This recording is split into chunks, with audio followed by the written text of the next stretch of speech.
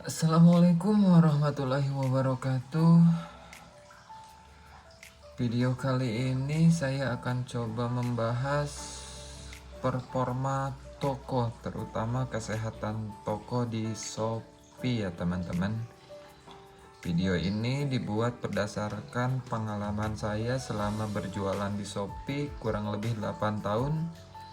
Dari mulai Shopee hadir di Indonesia akhir 2015 sampai sekarang, di mana saat itu toko saya masih toko biasa saja. Seiring berjalannya waktu tahun ke tahun sampai sekarang 2023, alhamdulillah toko saya sudah menjadi Shopee Mall.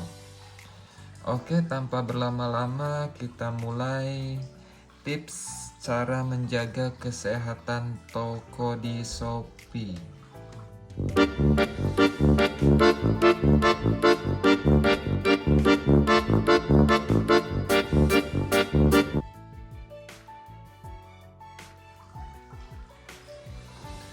Oke, kita masuk ke Shopee Seller Center. Kemudian kita masuk ke toko kita. Nah, setelah masuk ke tampilan toko kita scrolling ke bagian bawah. Di sini ada bagian performa, teman-teman bisa klik bagian performa ya. Nah, di sini tampilannya lengkap semua tentang apa yang namanya itu kesehatan toko. Banyak dari teman-teman saya bertanya atau mengeluh, kok toko saya sepi, kok toko saya jualannya turun, terus iklan boncos. Biasanya saya sarankan mereka itu coba lihat kesehatan tokonya, performa toko mereka di Shopee-nya seperti apa. Dan di video kali ini saya akan coba bagikan ke teman-teman cara menganalisa kesehatan toko, dan semoga bisa memperbaikinya. Tergantung seberapa parah toko teman-teman rusaknya gitu ya. Nah, ini kesehatan toko saya ya. Kategorinya sangat baik. Ini penaltinya tidak ada. Masalah yang perlu diselesaikan tidak ada. Metriknya semuanya nol penalti. Produk yang dilarang tidak ada. Terus pesanan terselesaikan semuanya gak ada penalti. Terus pelayanan pembelinya bagus. Terus yang terakhir kepuasan pembeli itu keseluruhannya bagus. Nah, kita mulai dari sini ya teman-teman. Saya lihat beberapa toko seller itu kesehatan tokonya jelek, mengakibatkan ke penjualannya jadi turun ya. Karena pertama, algoritma atau performa dari pihak Shopee sendiri itu melihat, oh ini toko ini kurang nih, oh toko ini kayak gini nih. Jadi biasanya rekomendasi dari Shopee-nya juga kurang. Misalkan rekomendasi untuk promo-promo yang ditawarkan atau hal-hal lainnya itu nggak akan masuk atau sedikit sekali yang bisa masuk ke toko kita. Itu dari sisi pihak Shopee-nya ya. Yang kedua, kalau kesehatan tokonya jelek itu di sisi konsumen ya, calon pembeli. Misalkan respon chatnya jelek, udah ngechat nggak dibalas, ya gimana mau beli gitu, gimana mau trust atau percaya pada toko tersebut ya. Terus yang keduanya dari calon konsumen itu penilaian rating produknya ya. Itu biasanya penilaiannya jelek-jelek gitu. Nah, itu sangat mempengaruhi sekali kepada ending-endingnya penjualan di toko kita gitu.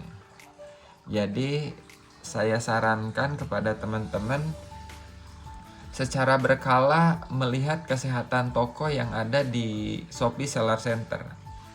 Di handphone juga bisa, teman-teman masuk ke Shopee Seller Center, jangan ke aplikasi Shopee-nya ya. Kalau ke aplikasi Shopee-nya itu paling yang muncul cuma penilaian toko, terus respon chat saja. Tapi kalau masuk ke Seller Center dengan masuk ke Google, teman-teman bisa lihat semua tampilannya ya.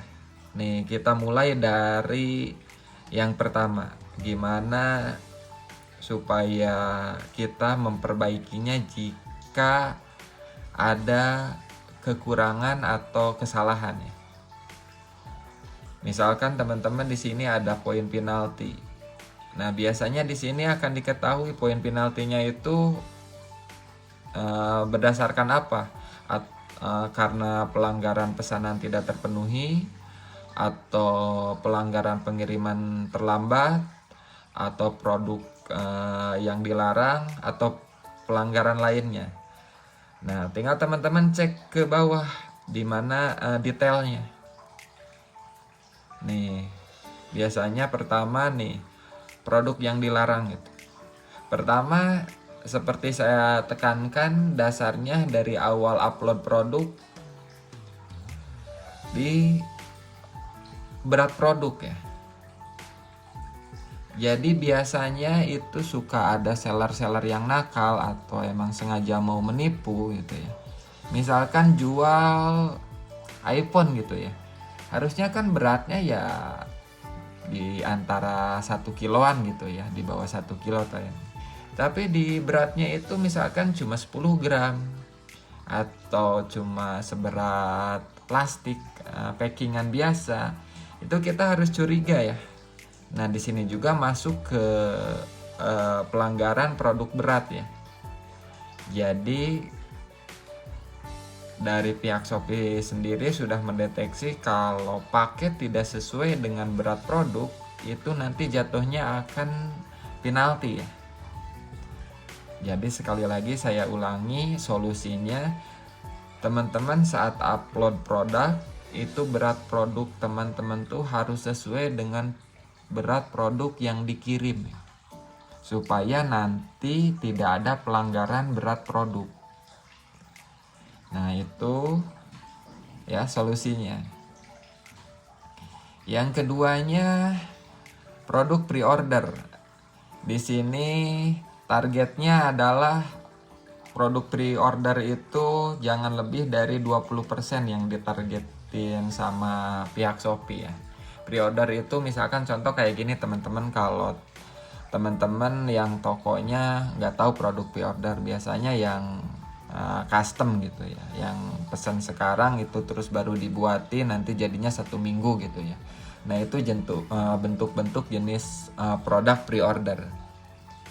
Jadi untuk seller-seller yang menjual produk pre-order itu maksimal jumlah produk yang diupload di toko teman-teman itu 20% dari total produk toko tersebut ya. Jadi jangan sampai lebih dari 20%. Contoh misalkan kalau produk yang diupload di toko teman-teman 100 produk gitu ya. Nah, maksimal yang pre-ordernya itu 20 produk gitu. 80 produknya itu harus ready stock. Jadi ini untuk solusi produk pre-order ya. Oke, ini pelanggaran ringannya.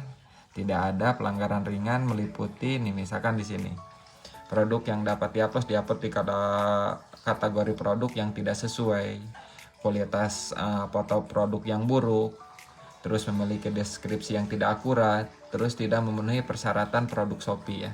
Ini masuk kategori pelanggaran ringan ya. Makanya sekali lagi saya ulangi, saat upload produk itu betul-betul foto produknya, kualitas fotonya ya, terus penempatan kategorinya, terus deskripsi produknya itu harus benar-benar jelas dan sesuai ya. Soalnya nanti akan masuk ke sini ke performa toko ya. Jadi jangan salahkan pihak Shopee atau kenapa sepi. Jangan-jangan teman-teman memang tidak mempelajari tentang hal-hal ini gitu. Makanya di sini saya coba jelaskan kenapa sampai performa jelek itu seperti itu ya. Oke, produk yang dilarang ini 3 poin ini sudah sekarang masuk ke pesanan terselesaikan. Jadi jika di sininya tidak terselesaikan, teman-teman, nah otomatis akan ada poin penalti dan itu kesehatan tokonya pasti menurun. Nih sini, pertama tingkat pesanan tidak terselesaikan. Target syarat dari Shopee itu di bawah 10%. Nih, misalkan toko saya tuh 0,88%. Jadi 1%-nya aja tidak. Jadi hampir semua pesanan saya gitu ya, itu tuh rasionya tidak ada yang tidak terselesaikan karena 1% juga tidak gitu ya. Oke, jadi semua pesanan itu harus teman-teman kirim gitu ya. Jadi harus bisa terselesaikan. Yang keduanya tingkat keterlambatan pengiriman pesanan. Nah, saya 0 ya, 0% toko saya, targetnya juga sama 10%. Jadi keterlambatan itu misalkan di pesanan itu yang harusnya dikirim maksimal 3 hari, ini 4 hari atau 1 minggu baru dikirim. Nanti pasti akan ada poin penalti. Kalau toko saya biasanya pesanan hari ini dikirim hari ini juga. Jadi makanya 0%. Jadi toko saya tidak ada keterlambatan pengiriman. Selanjutnya masa pengemasan. Masa pengemasan nih, karena saya dikirim setiap hari, targetnya itu dari Shopee itu tidak lebih dari 2 hari. Saya tuh 0,58 hari, berarti ya setengah hari gitu ya. Makanya pesanan hari ini ya dikirim hari ini juga. Misalkan pesanan masuk jam 9, itu paling telat sore itu sudah dikirim. Oke. Nah, itu untuk kategori pesanan ya. Jadi perhatikan saat teman-teman ada masuk pesanan, itu harus benar-benar cepat dikirim, terus harus sampai beres sampai ke tangan konsumen. Jadi betul-betul diperhatikan jika pengen performa toko teman-teman itu baik ya, sehingga akan mencapai ke pelayanan ke pembeli nih yang ke bawahnya. Otomatis untuk berkomunikasi dengan pembeli atau calon pembeli, teman-teman akan ada di respon chat ya. Makanya di sini ada persentase chat dibalas ya. Nih toko saya tuh 98,59% ya, mendekati 99%. Sedangkan target dari Shopee itu minimal 70% untuk saya Shopee Mall itu. Kalau toko biasa itu 50-60% gitu ya. Nah, persentase chat saya itu mendekati 99%. Jadi hampir semua chat dibalas. Terus nih kecepatan chat dibalas di bawah 1 hari itu. Target emang di bawah 1 hari. Jangan sampai calon konsumen ngechatnya hari ini dibalasnya 3 hari kemudian. Jangan ya. Nanti akan kena poin penalti lagi-lagi. Terus gimana untuk toko saya kak? Toko saya kan toko baru, masih jarang ada yang ngechat. Nah triknya itu teman-teman kan pasti punya saudara atau punya temen juga yang punya aplikasi Shopee atau sering beli di Shopee. Coba deh suruh chat ke toko teman-teman. Chat apa ya, chat misalkan nanya-nanya produk atau seperti apa. Nggak beli juga nggak masalah, yang penting respon chatnya naik dulu ya. Jadi itu untuk mancing chat, respon chat di penilaian pembeli ya. Itu salah satu solusinya. Nah, akhirnya terakhir di kepuasan pembeli keseluruhannya saya tuh 4,66/5 ya. Nah, di sini targetnya 4,5/5.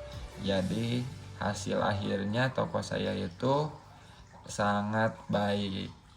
Jadi kesimpulannya teman-teman, dari kesehatan toko itu 3 poin yang harus diperhatikan. Pertama, foto produk meliputi deskripsi, harga, dan segala harus baik. Terus respon chat itu harus betul-betul bagus. Yang terakhirnya, jika ada pesanan maka harus cepat-cepat dikirim dan terselesaikan sampai ke tangan pembeli. Jika itu dijaga terus secara periodik, teman-teman cek kesehatan tokonya. Bagus, sudah membaik seperti apa, nanti algoritma Shopee atau pihak Shopee akan melihat performa toko teman-teman, sehingga toko teman-teman bisa dapat slot promo-promo dari pihak Shopee. Seperti itu ya. Oke, sekian teman-teman untuk cara menjaga kesehatan toko. Terima kasih sudah menonton video ini. Jika teman-teman suka, silahkan like videonya. Jika dirasa bermanfaat, silahkan di-save untuk ditonton ulang. Dan boleh juga di-share ke seller-seller lain. Dan jika dirasa ada pertanyaan atau kurang jelas, silahkan teman-teman tulis di kolom komentar.